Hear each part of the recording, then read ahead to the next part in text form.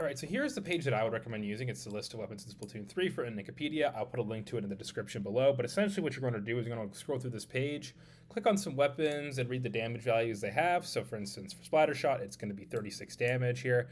Ignore this damage value. This is not for the ranked multiplayer modes. This is for a different mode entirely. So just focus on this value right here, and you can see for some weapons like this Glamorous Splatter Shot, that doesn't have a damage value here, so just go to a different kit. It's the same damage if it's on a different kit. So 36 damage, for instance, for the Splatter Shot. So how do you use these values and actually use them for your comp building? So first, I'm going to give you the example of Slosher and Luna Blaster. So Luna Blaster, its blast damage does 50 to 70 damage. Splash is if you hit the ground first, so we're going to focus more on this because you're not going to be hitting the ground as much. So I'm going to work with the lower end blast of 50 because that is the worst case scenario, right? So I'm going to look at something like Slosher, and I'm going to look at the base trail damage of 50, and 50 plus 50 equals 100.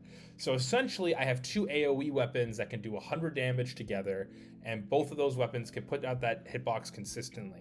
So what you're going to want to do as a comp builder, someone who's building a comp, is trying to find weapons that have two different damage values that add up to 100. So when you're doing this, it's important to note also that if you have ranges like this, if you work with the lower end range, it's going to be more consistent. If you work with the higher end range, it's going to be less consistent. So I'd recommend working with these lower end values.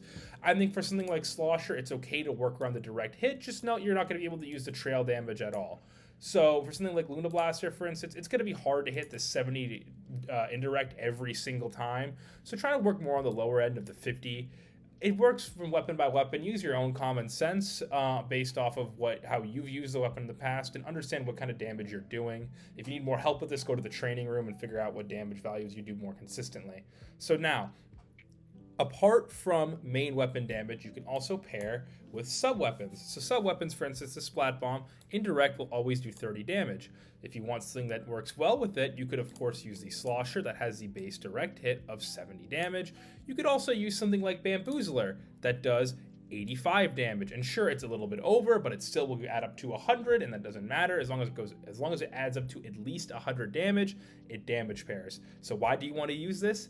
Essentially speaking, if you have weapons that pair together very well, that means you're going to be getting kills more efficiently. And if you get kills more efficiently, especially in those team fights when you're with your team and you're trying to push in, the faster you can get those kills, the faster you can play the game, and the more efficiently you're going to be able to play the game. That's going to do it for me, guys. Be sure to like, comment, and subscribe. Let me know if you have questions in the comments section, and I'll see y'all later. See ya.